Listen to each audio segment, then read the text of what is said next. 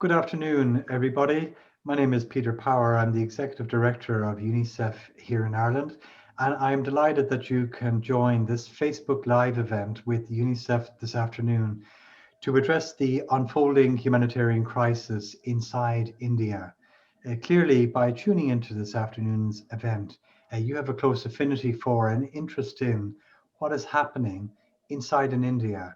And I hope that over the next 20 minutes or so, you will get a deeper insight into the humanitarian and medical context underneath this terrible emergency.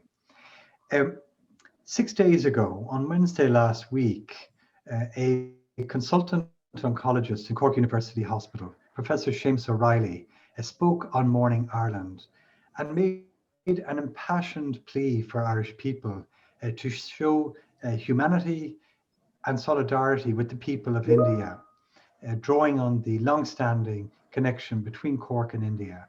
And in doing so, Professor O'Reilly was a catalyst for an organic fundraising effort by UNICEF Ireland, drawing on his passionate words, which has raised over €500,000 for this humanitarian crisis. And I'm delighted to say this afternoon, UNICEF is joined by Professor Seamus O'Reilly and his colleague, Mr. Doddakula, also a cardiothoracic surgeon in Cork University Hospital, who are both on the line live at this Facebook Live event to discuss the unfolding crisis in India.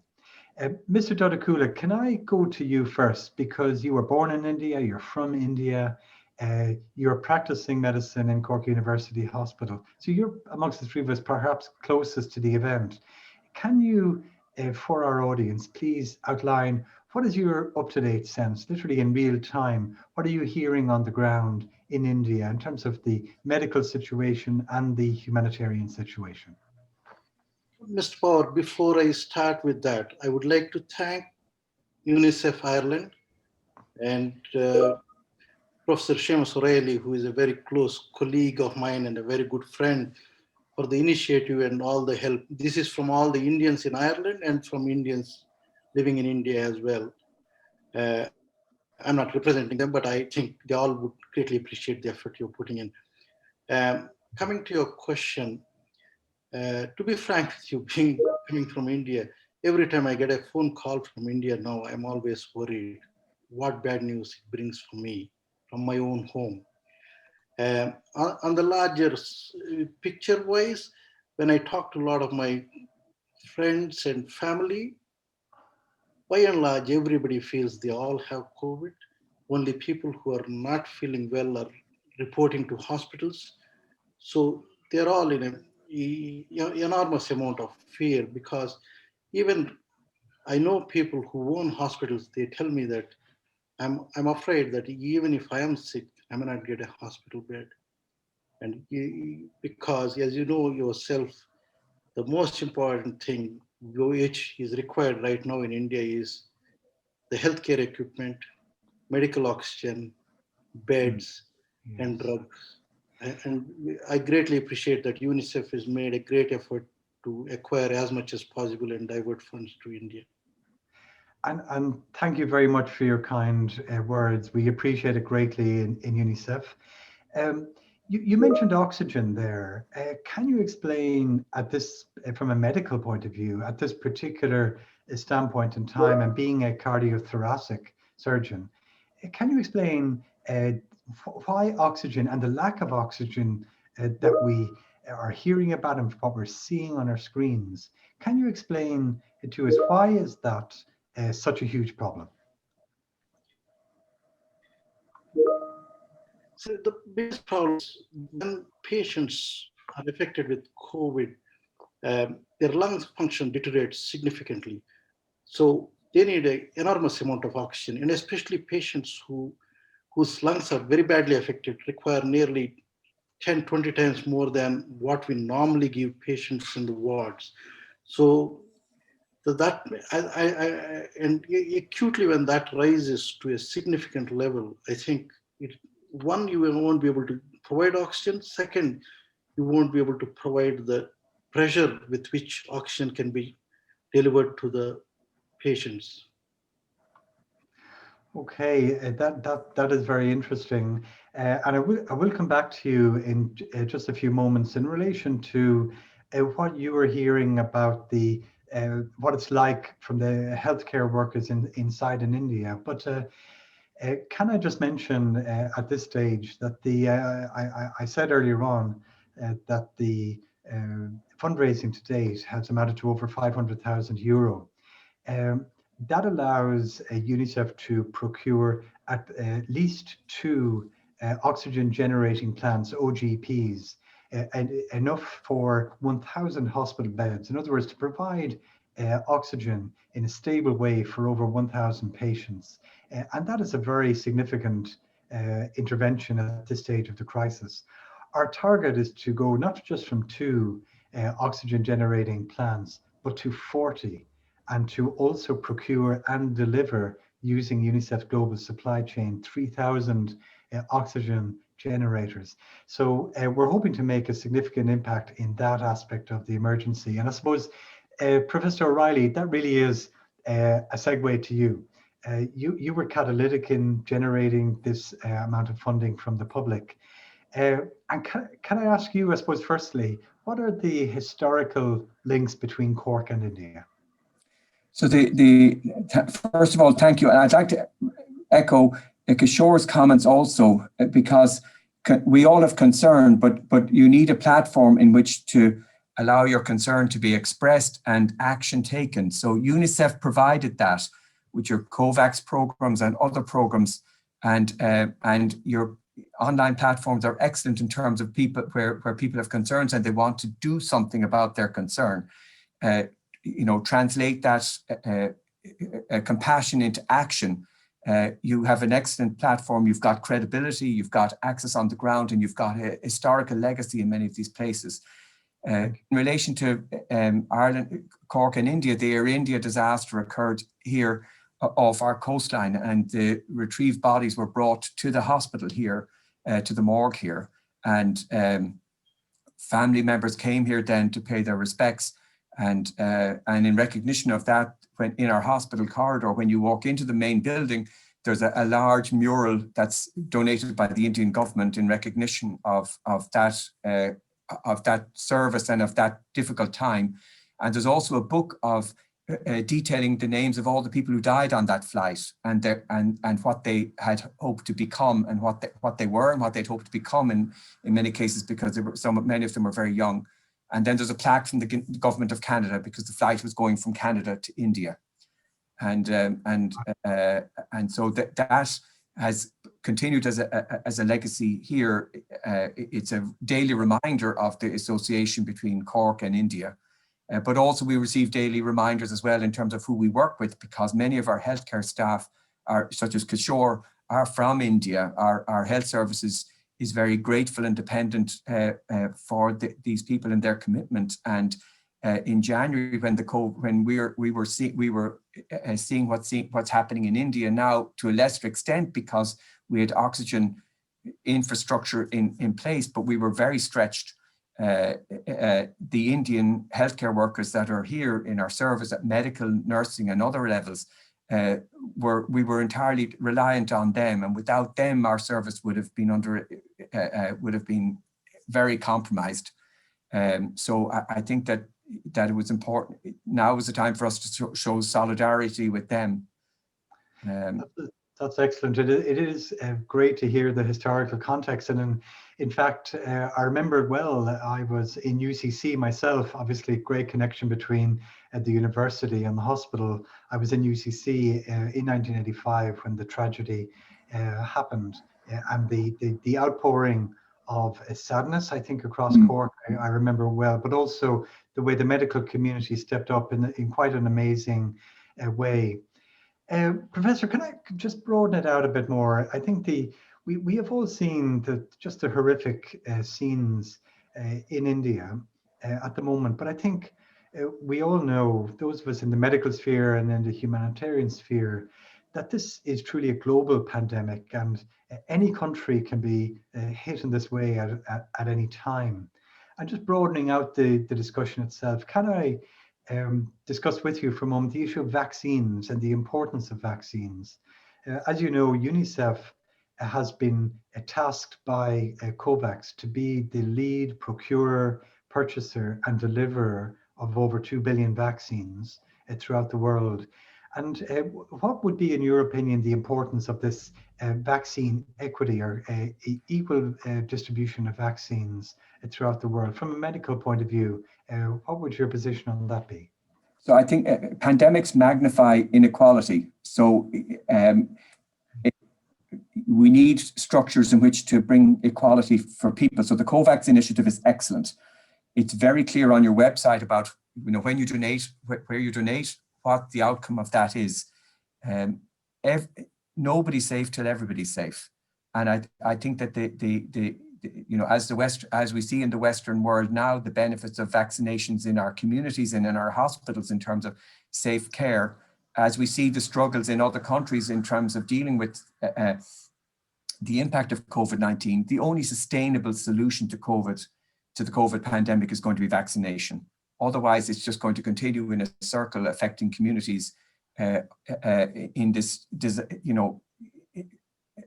just very, very challenging, heartbreaking way, frankly, in to see the news reels of family members looking for oxygen for their family members in intensive care is heartbreaking.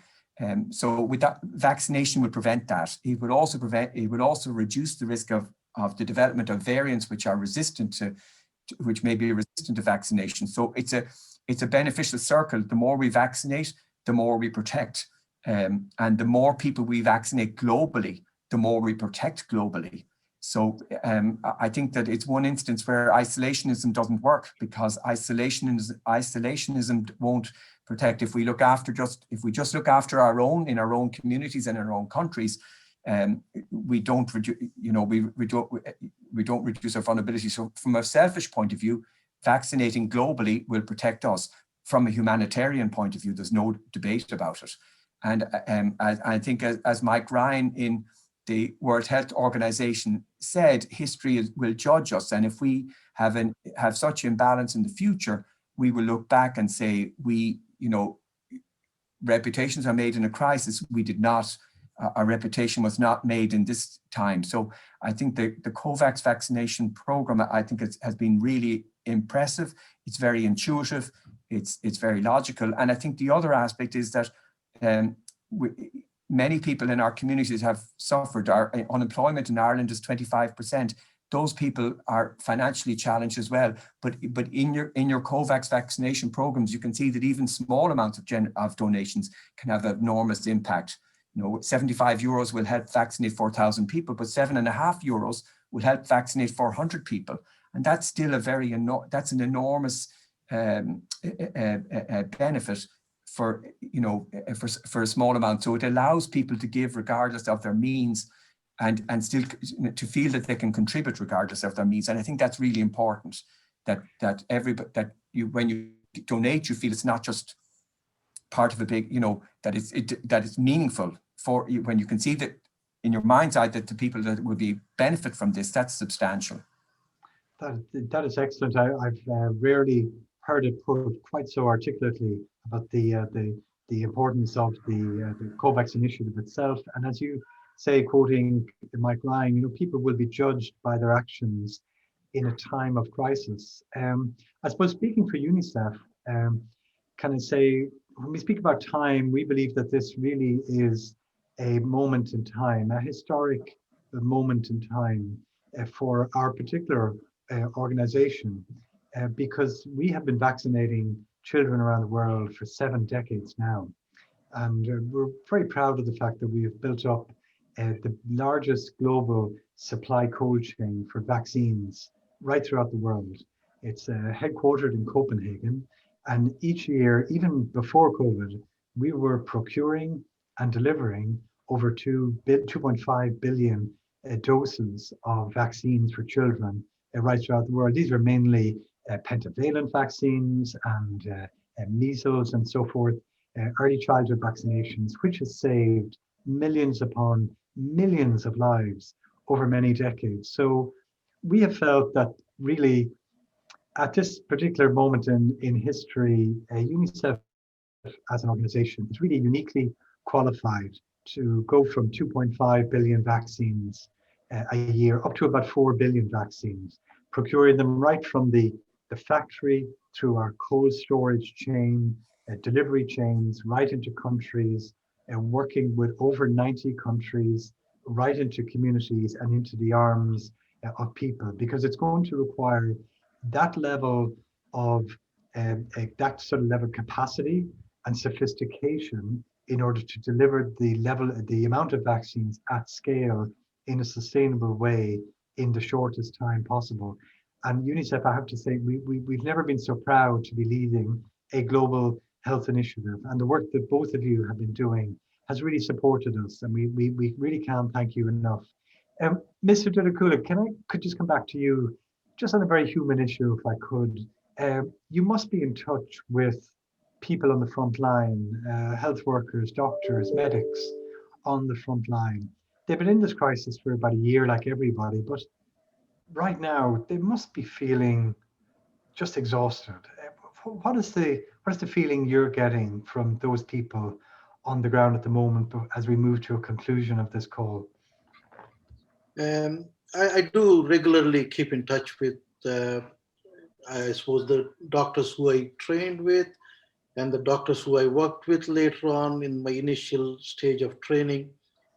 It is hard on them. It's very, very hard because unlike most of the Western countries, in countries like India, they do not have working time directives, even without a pandemic like that. So definitely it is very harsh. And there are people who actually, and most of the time they tend to stay in the hospital itself 24/7.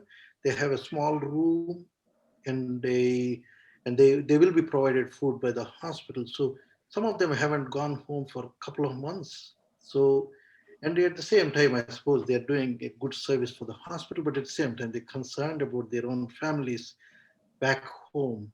So that's why, and I did read of late that there are more medical personnel, healthcare workers, I suppose, dying in the service of the nation than I think lot more than the army personnel on the war fields. So, but at the same time, I think everybody appreciates their work. And I've seen many instances where when the doctor is going back to his apartment complex, he's very well received by all the others and their families are being taken care of by the neighbors. So that way there is a reciprocation for the good work they're putting in the hospitals. That is fantastic. And can maybe you pass on the thanks and solidarity from UNICEF Ireland for the incredible work that they have been doing and that they will be called upon to do over the next a few weeks and months. As we come to the end of this UNICEF Facebook Live event regarding India, can I just give the last word to you, Professor O'Reilly? As I said, the word I've used is a catalyst. You've been a catalyst for this. Do you have any last thoughts or reflections before we conclude our discussion? I'm concerned that India is the initial part of a difficult time for humanity, and that what's happening in India will be happening in other countries. So I would encourage people to donate. No matter how small, it will make a difference. And I would also like to acknowledge my colleague Kishore for his support in the campaign that we've made, and also management and my colleagues, Dr. Gerald Callan in CUH, and Michael Nason in CUH Charity. And finally, I'd like to thank UNICEF for all of the work that they have done. I mean, you have decades of work which has provided a platform for the humanitarian aid you can give now, and that takes enormous commitment behind the scenes. And I think everybody in Ireland would say thank you to you for all of the work you've been doing. Well, on that note, can I just once again say thank you very much to both of you. You have taken time out during a busy day. I know you're both in Cork University Hospital right now. UNICEF appreciates your solidarity and support. For those listening, for those who are tuning in, we appreciate your support as well. And as Professor O'Reilly has said, If you'd like to contribute or donate, whatever amount you think is appropriate for you, please do go to unicef.ie. Any donations will be gratefully achieved. And as I said, I hope during this brief Facebook Live, we have shown perhaps the scale and impact, the collective scale and impact that can be achieved by Irish people coming together in solidarity with the people of India.